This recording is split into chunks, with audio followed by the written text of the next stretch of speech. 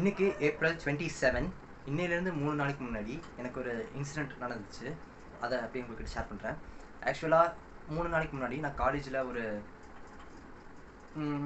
1 o'clock கரெக்டாக exam எழுதி முடிச்சுட்டு லஞ்ச் முடிச்சுட்டு அடுத்த நாள் அடுத்த நாள் எக்ஸாமுக்காக ரிவிஷன் வச்சுருப்பாங்கல்ல, அதுக்காக உட்காந்து படிச்சுட்டு இருந்தேன். படிச்சுட்டு இருக்கும்போது ஒரு 3 o'clock ஃபோன் வந்துச்சு. இந்த மாதிரி என் ஃப்ரெண்டு ஃபோன் பண்ணியிருந்தான். என்னால் எடுக்க முடியல அப்போ ஆக்சுவலாக, ஏன்னா பக்கத்துலேயே ஸ்டாஃப் இருந்தாங்க, அதனால் என்னால் எடுக்க முடியல. அப்புறம் அவனே வந்து ஒரு 5 o'clock கால் பண்ணி இந்த மாதிரி அப்படியே ஒரு 6 o'clock வீட்டுக்கு வர முடியுமா அப்படின்னு கேட்டான். ஏன்டா பதட்டமாக கேட்குற, என்னாச்சு அப்படின்னு சொல்லி கேட்டதுக்கு, இந்த மாதிரி நம்ம கூட ஒரு பர்சன் படித்தாங்கடா, நம்ம ஃப்ரெண்டு இருக்காங்களா, அவன் வந்து இறந்துட்டான், அந்த மாதிரி ஒரு நியூஸ் சொன்னான். சொன்னோமே எனக்கு சரியான ஷாக்கு.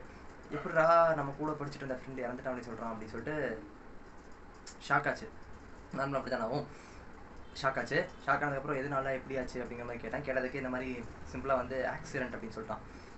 ஆக்சிடெண்ட்டா, இவன் அப்படி பண்ண மாட்டானே, ஏன்னா அந்த பர்சன் வந்து எப்படி நான் சொல்கிறேன் அப்படியே போக பண்ணுவேன், அப்படி வாங்க வாய்ப்பு இல்லையே, என்னாச்சு அப்படிங்கிற மாதிரி நான் வந்து ஷாக்கில் இருந்தேன்.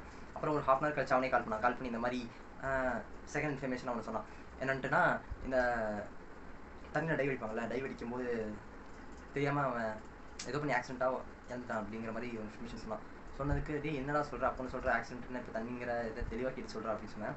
சொன்னதுக்கு அப்புறம் ஒரு 10 minutes கழிச்சு இந்த மாதிரி அந்த அவங்க கூட இருப்பாங்களா, அவங்க ஃப்ரெண்ட்ஸ் கூட இருந்துருப்பாங்கள்ல, அவங்க மூலிமா ஏதோ இன்ஃபர்மேஷன் வந்து இந்த மாதிரி வாட்டர் ஃபால்ஸ் போயிருக்காங்க, போன இடத்துல ஸ்லிப் ஆகி தலை வந்து பாறையில் மோதி இறந்துட்டான் அப்படிங்கிற மாதிரி இன்ஃபர்மேஷன் வந்துச்சு.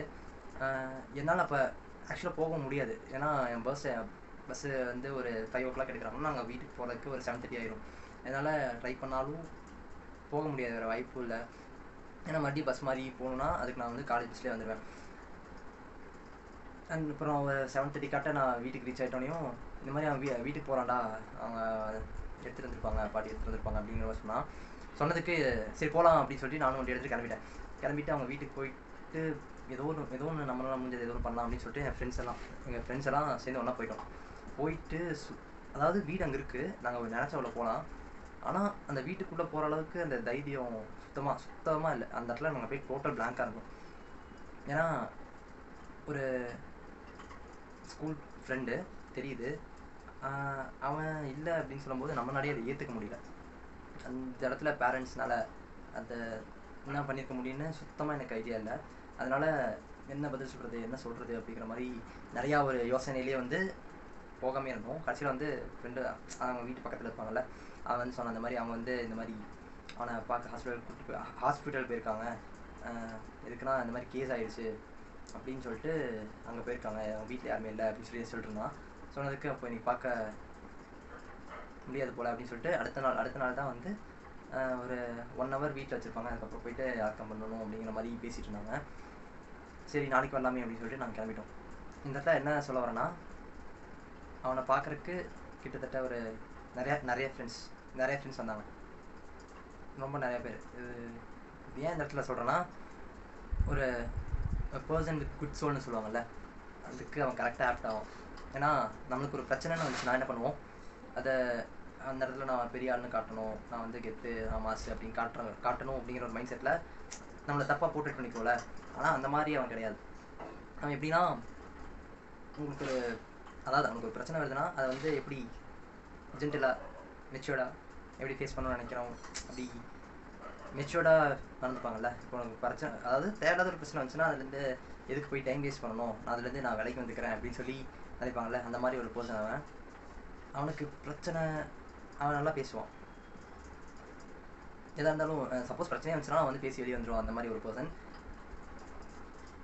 எல்லாத்துக்கிட்டையும் அன்பாக, எல்லாத்துக்கிட்டையும் ஒரு குட் ஃப்ரெண்டாக அப்படி நடந்துக்கிட்ட ஒரு பர்சன். அதனால தான் அவனுக்கு அத்தனை ஃப்ரெண்ட்ஸ் வந்திருந்தாங்க. இந்த இடத்துல என்ன சொல்ல வரேன்னா, இப்போது நம்ம வந்து நான் வந்து பெரியவன் இவன் அப்படின்னு எல்லாத்துக்கிட்டையும் காட்டணும் அப்படின்னு சொல்லிட்டு எல்லாத்துக்கிட்டையும் பகச்சிக்கிட்டு அவனை விட்டு நான் கெத்து அப்படின்னு சொல்லி காட்டணும் அப்படின்னு சொல்லி நினச்சிட்டு அவன் இருந்திருந்தாலும் இவனுக்கு இப்போ யாருமே வந்திருக்க மாட்டாங்க. கரெக்டாக இப்போ இவனுக்கு எத்தனை பேர் வந்திருந்தாங்கன்னா, அதாவது வந்ததுக்கு காரணம் என்ன, அவன் வந்து எல்லாத்துக்கிட்டையும் ஒரு குட் பர்சனாக நடந்துக்கிட்ட காரணத்தினால தான் எல்லாருமே இப்போ வந்திருக்காங்க. அவனுக்காக என்ன தான் அவன் இப்போ இல்லைனாலும் அவனுக்காக போவோம் அப்படின்னு சொல்லிட்டு வந்தாங்க. அதனால் இதில் நான் என்ன சொல்ல வரேன்னா, நம்ம அந்த இடத்துல கெத்து காட்டணும், நான் மாஸ் காட்டணும், இப்போ பிரச்சனை நம்ம மேலே இல்லை, அவங்களாம் ஆட்டோமேட்டிக்காக வரேன்னா அந்த இடத்துல மெச்சூர்டாக என்ன நடந்துக்க முடியுமோ அதான் நடந்துட்டு போய் அவன் இந்த இடத்துல நான் வந்து பெரியவன் அப்படி சொல்லி காட்டணும் அப்படின்னு நினச்சி காட்டினீங்கன்னா நம்மளும் அந்த இடத்துல கீழே இறங்கிடுவோம்.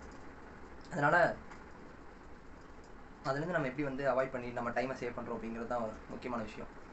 இதை நான் ஏன் சொல்கிறேன்னா, அவன் அப்படி ஒரு பர்சன் தான். அதனால தான் இந்த இடத்துல அந்த இது சொல்கிறேன், வேறு எதுவும் இல்லை.